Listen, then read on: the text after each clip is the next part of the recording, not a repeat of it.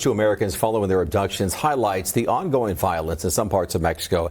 As many people plan trips, their safety once again is top of mind. Jamil Jaffer, founder and executive director of the National Security Institute, joins us live. And I want to first start off by saying Tamaulipas, the state where this happened, is on the highest travel warning given by the State Department. So what does this mean for travelers overall? Yeah, Michael, what the State Department has said is there are 6 states in Mexico that Americans should not go to at all. That they should cancel any planned travel. There's another 7 that the State Department says that people should reconsider travel to, and then another 17 that you should take precautions with. Only 2 states in Mexico does the State Department say you can travel to without the need for any additional precautions. Let's talk about that. So what should people take into account when they're traveling to Mexico in the near future? And there are many people who still travel and feel that it's safe to do so. Yeah.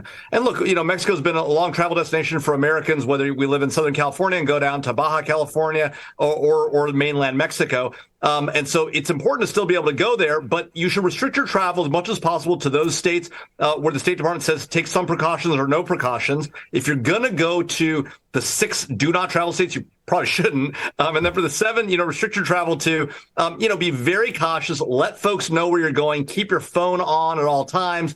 Keep in touch. Let the State Department know you're there in country, the consulate or the embassy there, so that you can be accounted for if need be. Let's talk about some of those popular tourist destinations. Cancun, Puerto Vallarta, Cabo San Lucas. Are they anywhere on those restricted lists at all?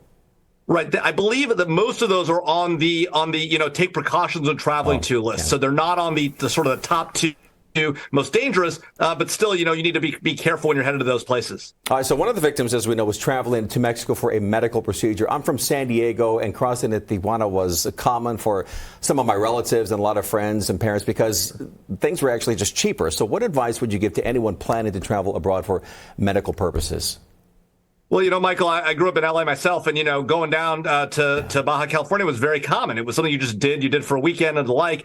But look, you need to be careful. If you're doing it just to get cheaper, prescription drugs or the like, be cautious when you're doing it. Try to avoid it if you can. And if you do go down there, again, keep your head on a swivel, bring your devices with you, and just be cautious, knowing that in Tijuana and other places like that, there are cartels that are operating. And that's what this is really about, Michael. It's about the drug cartels, their role in the drug trade. And it looks like this kidnapping may have been a case of mistaken identity. But here now, unfortunately, you have 2 dead Americans. And even mistaken identity or not, those families are grieving at this time. I just think it's important to once again go over what people can do. What should they do? What should they not do when traveling to these parts of Mexico? Yeah. Well, look, obviously stay with your family, your friends, wherever you're going. Go in a group. Head over to where you need to be. Do the thing you need to do, and then come on back. Keep your phone with you. Keep your phone on. Keep your location services on.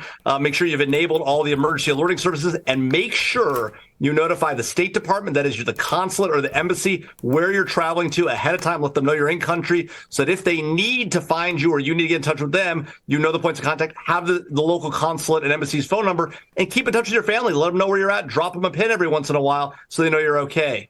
All right, man. Appreciate your help this afternoon. Thank you for that great advice. Thanks, Michael.